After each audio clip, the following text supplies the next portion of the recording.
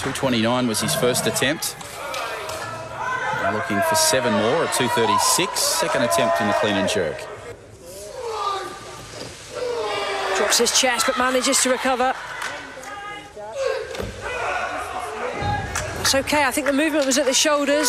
Gets the down signal, 2:36 on the bar. He's got it, 2-1. Yeah, weightlifter David Leite finished 5th in the over 109 kilo division in Tokyo. He's back home now. He's an MIQ, so can't quite get home as such just yet. He joins us now. Thanks for taking the time, David. How long is it until you get out of MIQ? I've got about 8 days left. Man, how are you finding it? For a start, how do you stay active? What, are you lifting your bed in there or something? What are you doing? To be honest, I've just been relaxing, really. But yeah, a lot of bodyweight stuff. It's all you can do. It's just get your body moving and making sure that you don't stiffen up too much. When you look back at Tokyo, your first Olympic Games, how happy were you with the way it all went? Oh man, I can't explain how happy I was.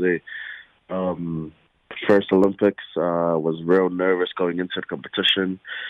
Plan went to plan, and yeah, the rest is history. Now, I can't be any happier than anything, because it is what it is, really. When you talk about being nervous, was that just because of how big a stage this is, the fact that it is the Olympic Games? Yeah. It is my biggest competition to date, and just the fear of not performing was overwhelming in the day. But I mean, what I did is something I've never done before, so I'm proud of what the results were. I mean, yeah, you talk about being nervous, but there's also the fact that you did pull it out on the biggest stage that you'd been on. Going in, did you have a weight that you wanted to achieve, or a finishing position? What were your goals?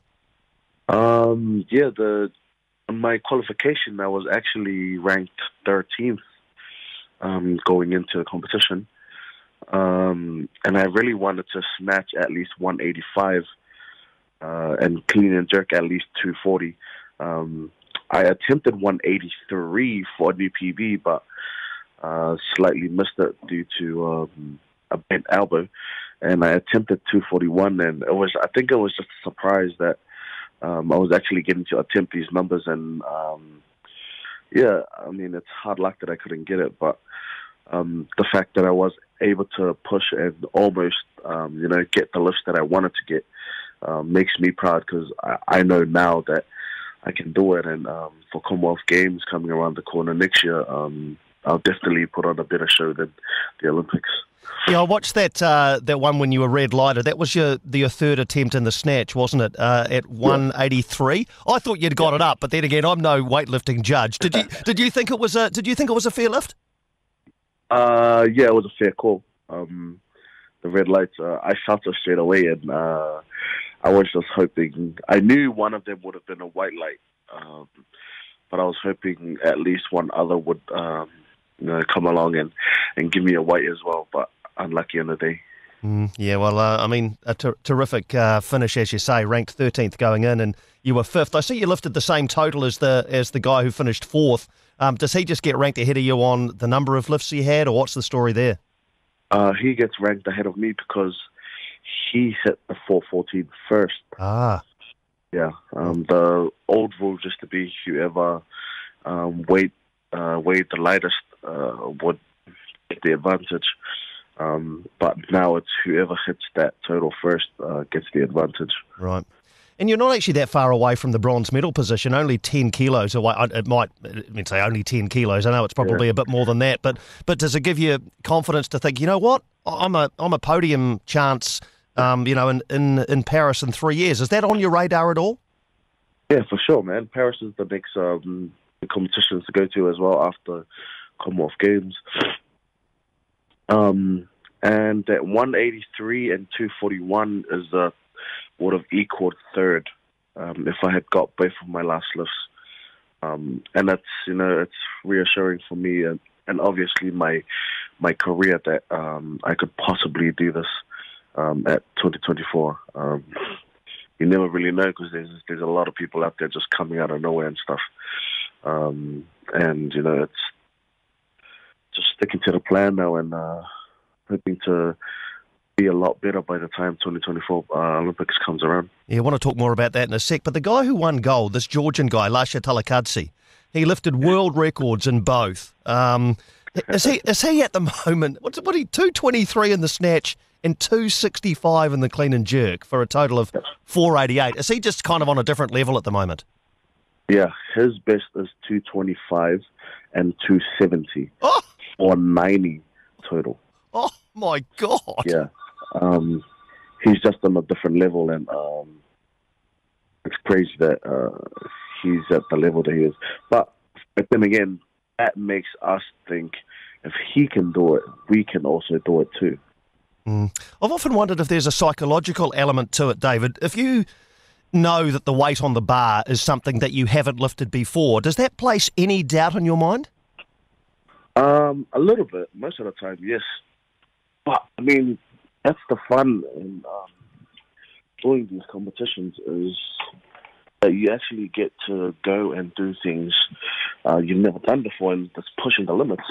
And if you're the type of person to not enjoy the fun in being and doing things that are risky, I think sports is just not for you. But then again, people who do sports, they're a bit mental in the head. It takes special people to want to be the best at something. Absolutely. What happens out the back? I mean, sometimes we have the camera that that flicks around the back, and all the competitors are waiting. Do you mix with each other at all there, or are you just so totally singularly focused on yourself? I'm cool with mixing with everybody. I mix with some of the other athletes who are not quite podium status, but yeah, the podium guys they're a bit of a snob, and they just keep to themselves and do their own thing. Fair enough. And your approach, from the outside looking in, just seems very relaxed and laid back and almost casual. Is that a conscious decision, or is that just the way that you are? Yeah, that is a conscious decision. I used to think anger and I used to think anger was the way to go about lifting weights, but when you do start getting angry, we all know that you lose control of yourself and you don't actually know what to do or how to handle it. So over the years, I've just learned to tell myself, have fun, control yourself, because then if you control the process, you control the results. And that's been my main thing. And it was actually ever since 2018 that I realized that at the Commonwealth Games that I need to take control of myself and have fun with this and being conscious about it and not being angry and then coming out at the end and not even remembering what I was doing. Yeah. I mean, I remember you at the Commonwealth Games, you blew a kiss afterwards, It seems, as you say, it seems very, just a very different approach, but clearly it's paying dividends. And you're right. I mean, you hear about golfers who want to smash a ball and they get a bit angry and it, ends off, in the rough somewhere. But as you say, for sports that are like weightlifting, where you do have to have that aggression and that adrenaline, it must be really hard to find that mix between getting that, but also, as you say, staying really cool-headed. Is it something that's taken you a while to achieve? Oh man, I'm still learning today, and yeah, it is a hard thing to pull off. But I think I'm getting there day by day. Just being able to mix the right amount of aggression, right amount of anger, right amount of cool-headed, just to pull off the lifts. Because if your mind's not in it, you've lost already. And so, yeah, it's been a learning curve, and I'm thankful for sports because that's what's made me become who I am today. And I've really sharpened my mental game a lot as well. Fantastic. Well, what about life in the Olympic Village? I know we're living in rather unusual times, and mask wearing is something that we didn't even think about a couple of years ago. But were you able to mix with anybody in the Olympic Village, the other Kiwis even, or what was it like? Yeah, so the other Kiwis, it was good to that everybody was brought together, because normally in an Olympics, because of the freedom that you get, team doesn't really get along that much because this team is out that way, this team is out that way, doing their own things. Whereas this Olympic Games, we all had to be closer together and protect one another just because of the risk of catching the virus. And so it felt good that we all introduced ourselves to each other, and it became the closest ever Olympics within the team. And everybody was safe and cautious, and they knew what the rules were, fist bumping, no handshaking, no hugging, and no mixing and mingling with all the other countries and just stuff like that, because it's not about ourselves, it's about everybody else who's helping us and all the other athletes who are standing next to us. Well, the next Commonwealth Games, because of the delay to these Olympics, are now less than a year away, aren't they? You won gold, as we mentioned, on the Gold Coast in 2018. So how driven are you to make that back-to-back gold medals in Birmingham next year? Oh, man, I'm so fired up, B. It wasn't a dream of mine to even do that. But, I mean, after the first Commonwealth Games and then after my first Olympics, I'm really gunning for this. I really want to do this back-to-back and be the first ever in history, New Zealand history, to win a back-to-back gold at the Commonwealth Games. And, yeah, man, if whoever's listening to this and if you're in my competition, bring it on. I love it. I love that. So you've got another 8 days there and then you'll get out. Will you have any break, or are you now in the situation where, okay, it's full steam ahead, Birmingham now, my preparation starts? Yeah, my preparation starts straight out of quarantine. We have Commonwealth champs in Singapore, which is a golden ticket. If I win that competition, I get automatic qualification straight to Commonwealth Games next year. So that'll be in about 8 weeks. And, yeah, it's the main goal for now. And then after that, it's Commonwealth Games next year. Fantastic. And what's the food like in MIQ? Is it enough for you? Mate, it's delicious, but not enough. Yeah. I've had to do shopping, grocery shopping, and some Uber Eats. But, yeah, they do deliver some good food and sometimes not so good food.